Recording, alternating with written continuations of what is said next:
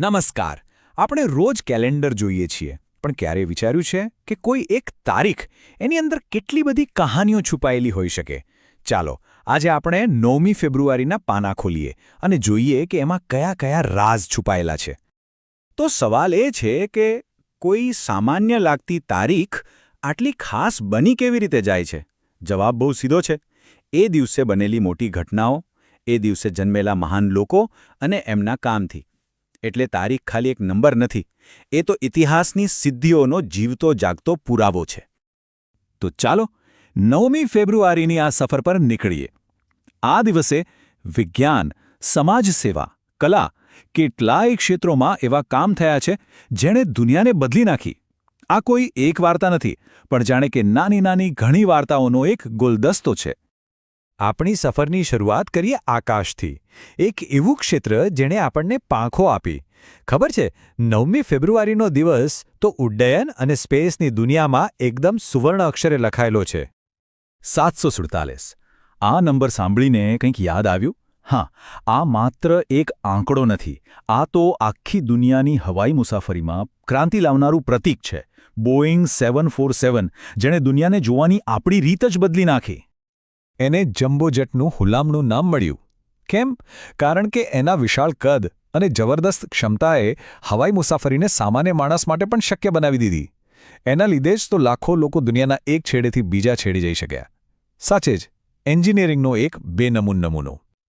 અને મજાની વાત તો જુઓ, બરાબર આ જ તારીખે એટલે કે 9 ફેબ્રુઆરીએ પણ ફક્ત 2 વર્ષના ગાળામાં 2 મોટી ઐતિહાસિક ઘટનાઓ બની. 1969માં જમ્બો જેટે પહેલી ઉડાન ભરી અને 1971માં એપોલો 14 ચંદ્ર પરથી હેમખેમ પૃથ્વી પર પાછું ફર્યું. આને કહેવાય ઉડ્ડયન અને અવકાશનો સુવર્ણ યુગ. સારું, તો આકાશની ઊંચાઈઓ તો આપણે જોઈ લીધી. હવે જરા જમીન પર આવીએ અને વાત કરીએ માનવ સેવાની. આ ભાગ એવા લોકો વિશે છે જેમણે પોતાનું આખું જીવન બીજા માટે, સમાજ માટે અને દેશ માટે સમર્પિત કરી દીધું. નિસ્વાર્થ સેવા. આ શબ્દનો અસલી મતલબ શું?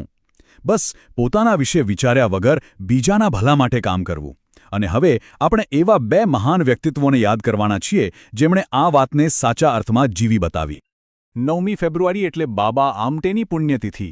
એક એવું નામ જેમણે રક્તપિત્તના દર્દીઓની સેવામાં પોતાની આખી જિંદગી ખપાવી દીધી. એમનું જીવન અને કામ કરુણા અને માનવતાનું સૌથી મોટું ઉદાહરણ છે. અહીં સેવાના 2 અલગ અલગ પણ એટલા જ મહત્વના પાસા જોવા મળે છે.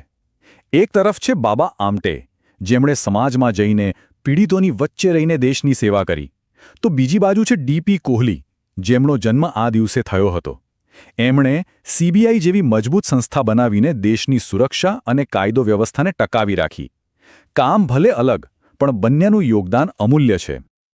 ચાલો હવે વાત કરીએ કલા અને સંસ્કૃતિની રંગીન દુનિયાની. 9મી ફેબ્રુઆરીનો દિવસ તો કલા જગતના કેટલાય સિતારાઓ માટે ખાસ છે. કેટલાક આ દિવસે જન્મ્યા, તો કેટલાક આ દિવસે આપણને અલવિદા કહી ગયા. આ નામો પર જરા નજર કરો. એક બાજુ નોબેલ પુરસ્કાર વિજેતા લેખક J.M. કોએત્સી, જેમનો આ જન્મદિવસ છે, તો બીજી બાજુ ભારતીય સિનેમાના દિગ્ગજ કલાકાર નદીરા અને જાણીતા ફિલ્મ ડાયરેક્ટર O.P. દત્તા, જેમની આ પુણ્યતિથિ છે.